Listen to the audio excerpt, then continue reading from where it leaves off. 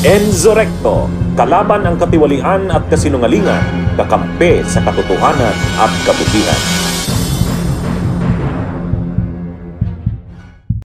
Kausap ko rin ng Senate President na let's check the facts, apply the issues, wag mo nang banat ng banat kasi nga baka hindi natin nakita yung buong video. So having said that, I think lahat naman na himasmasan, lahat naman po tayo ay nakapag-reflect. So I was reflecting on, and ma'am, pwede ba after this just to show a short video ni General Torre? Kasi ito ma'am, Republic Act number 7438, an act defining certain rights of a person arrested, detained, or under custodial investigation, as well as the duties of the arresting, detaining, and investigating officers, and providing penalties for the violation thereof. May I also, akin to court na pagkawala po o hindi pinayagan yung ebidensyang i-offer, dito i-proffer. No? So wala sila, pero hindi ibig sabihin hindi ko pwedeng ilagay sa record yung tanong at baka sa media nila sagutin, baka dito later on. Ang linaw po kasi dito, nakalagay po dito. Okay lang kay Senator Cayetano kasi may chronological presentation. One line lang. At saka si Senator Bato gustong pag-usapan din yung arrest. Sige ma'am. I'll leave just this one line lang para lang hindi mabitin yung train of thought, no. Nakalagay kasi dito, any person arrested or detained under custodial investigation shall be allowed visits by conferences or any member of his immediate family or any medical doctor or priest or religious minister chosen by him or by any member of his immediate family or by his counsel. Okay, hindi ko nahabaan kasi nga ma'am, I'll follow your advice. Ma'am, may penalty po to.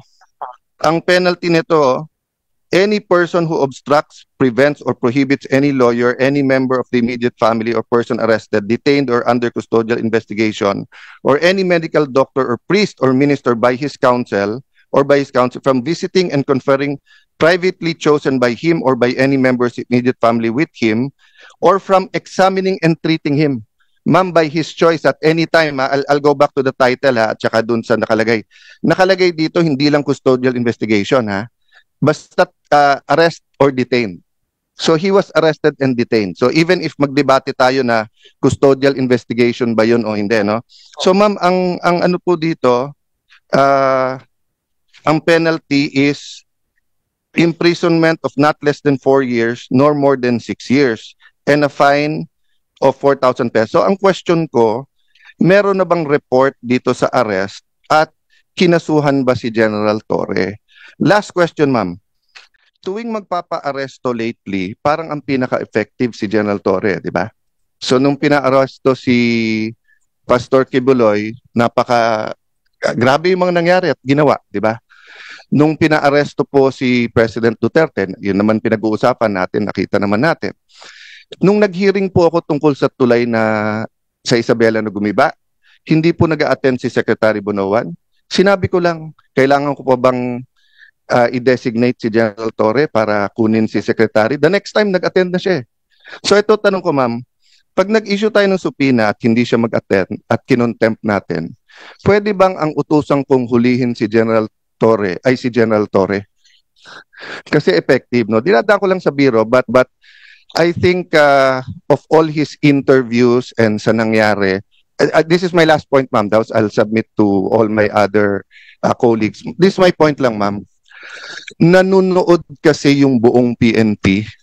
Nanunood yung mga teachers ng constitutional law, mga estudyante. Nanunood ang mga estudyante ng criminology. And di ba sabi nga nila, yung bata, hindi mo pwedeng turuan sa salita.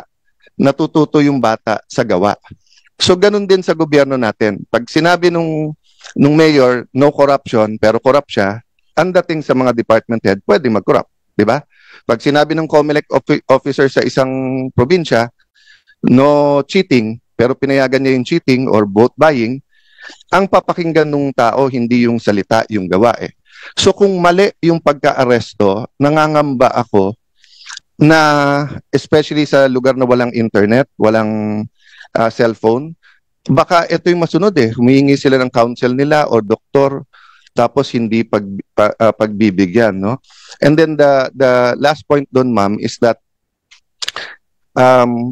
bakit kapag ka lower rank, meron pong isang vlogger, di ba, na PNP na nagsorry na kaya parang okay pero hinuli tapos kakasuhan. I understand that at magandang rule yon na pagka ikaw ay sundalo o pulis ay hindi ka basta't pwedeng hindi ka pwedeng partisan, di ba? Pangalawa, kailangan bantayan mo sinasabi mo. But I'll give you 2 examples, ma'am. Bakit po si General Torre, kung ano-ano sinasabi sa kung ano-anong interview, hindi naman napapagalitan? So ang dating po sa lower rank, bawal partisan kung kalaban. Kung kakampi yung sinabi mo, pwede. I'll go to a non-partisan issue.